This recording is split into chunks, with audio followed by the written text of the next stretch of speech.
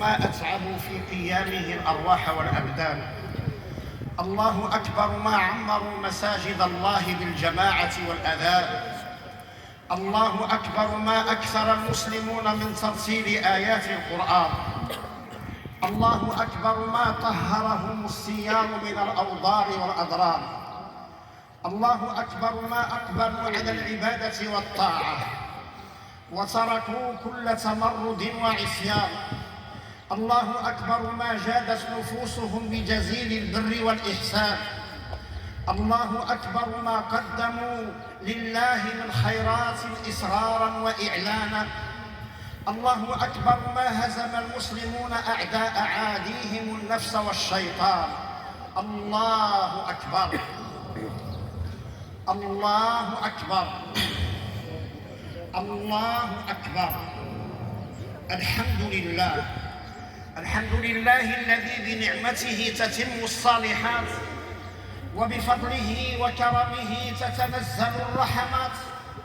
أحمده سبحانه شرع الأعياد وأفاد لنا السرور ونور قلوب المؤمنين بنور التقوى والحضور. وأشكره على آلائه ونعمه وتوفيقه ومنه. وأشهد أن لا إله إلا الله وحده لا شريك له، له الأسماء الحسنى والصفات العلى، ليس كمثله شيء وهو السميع البصير. وأشهد أن سيدنا ونبينا محمدًا عبده ورسوله، صاحب المقام المحمود واللواء المعقود والحوض المورود. اللهم صل وسلم على عبدك ورسولك وخليلك محمد ما تعاقب الليل والنهار، وعلى آله وصحبه المقربين الأخيار، وسلم تسليما كثيرا. الله أكبر، الله أكبر، الله أكبر، الله أكبر كبيرا، والحمد لله كثيرا، وسبحان الله وبحمده بكرة وأصيلا. أما بعد، فاتقوا الله عباد الله، واشكروه على نعمه التي لا تحصى وآلائه التي تترى. ألا إن يومكم هذا يوم شريف فضله الله وشرفه وجعله عيدا سعيدا لأهل طاعته، يفيض عليهم فيه من جوده وكرمه. فاشكروه على إكمال عدة الصيام، واذكروه وكبروه على ما هداكم وحباكم من نعمة الإسلام، واعبدوه حق عبادته واتقوه حق تقاته، ولا تموتن إلا وأنتم مسلمون. أفردوه وحده بالعبادة فإنه خلقكم لها. قال سبحانه: وما خلقت الجن والإنس إلا ليعبدون. فيجب علينا غاية الذل والخضوع وكمال المحبة والإنابة والإقبال عليه، والإعراض عن كل ما سواه، وإخلاص العمل لوجه الله الكريم.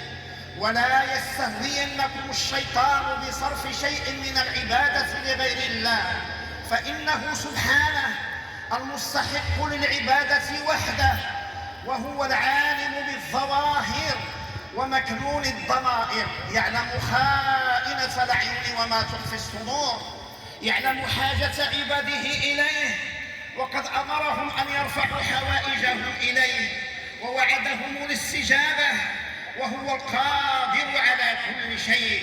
إنما أمره إذا أراد شيئا أن يقول له كن فيكون. الله أكبر، الله أكبر، الله أكبر.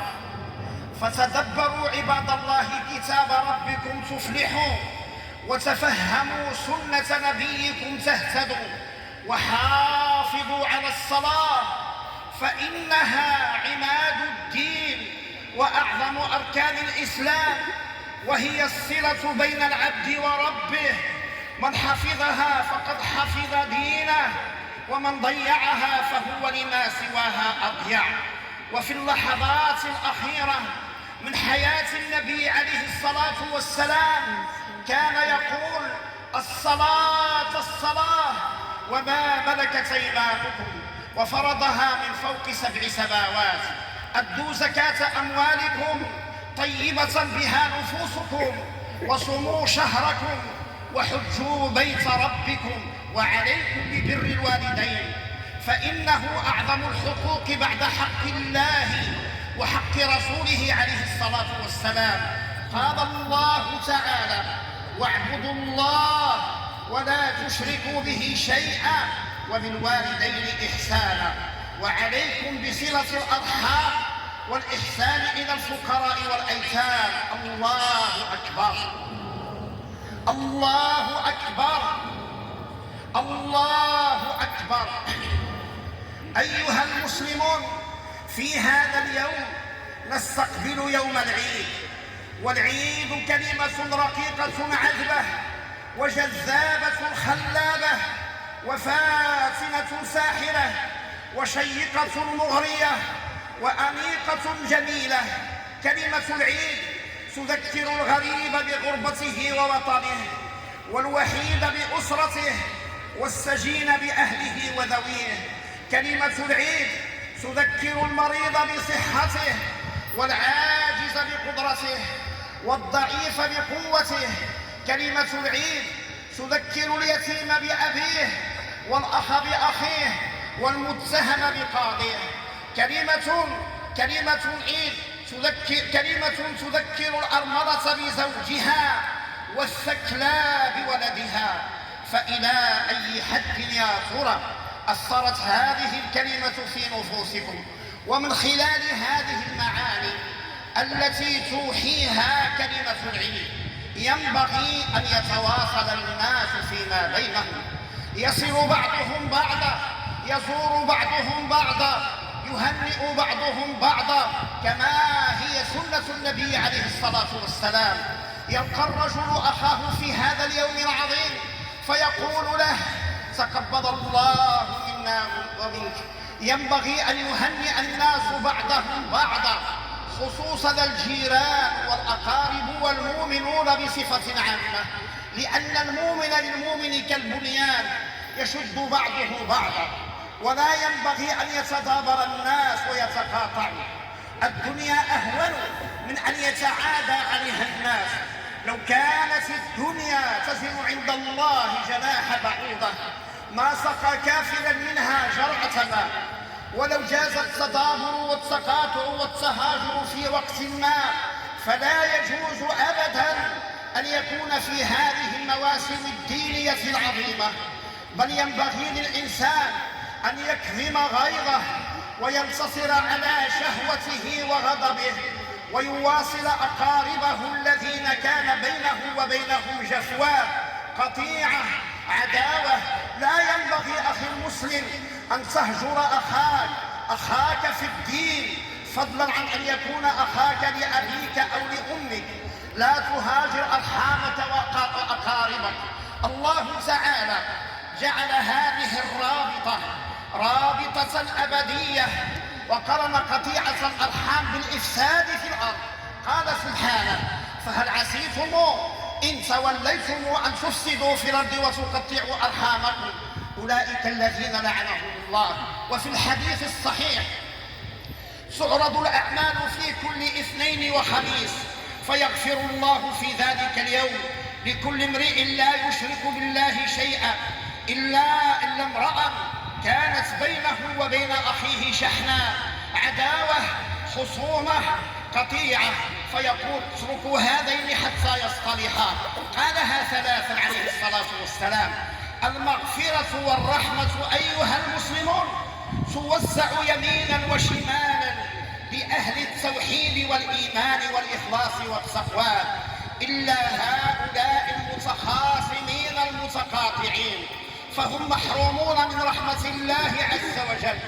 تأتي المناسبة الدينية العظيمة والأحقاد كما هي، يغفر الله لمن يشاء أن يغفر له، ولكنه يؤخر أهل الحقد كما هم، الذين لا تصفي الأيام سرائرهم، الذين لا تنقي الأحقاد ضمائرهم، لا يتسامحون، لا يعفون، لا يغفرون. ألا تحبون أن يغفر الله لكم أيها المسلمون؟ تضرعوا بالصبر على أقدار الله، واجتنبوا الربا فإنه من الموبقات المهلكات، وصاحبه محارب لله ورسوله. واحذروا من بخس المكاييل والموازين والمقاييس والغش والخداع في المعاملات، ووقروا اليمين بالله في الخصومات، ولا تجعلوا الله عرضة لأيمانكم.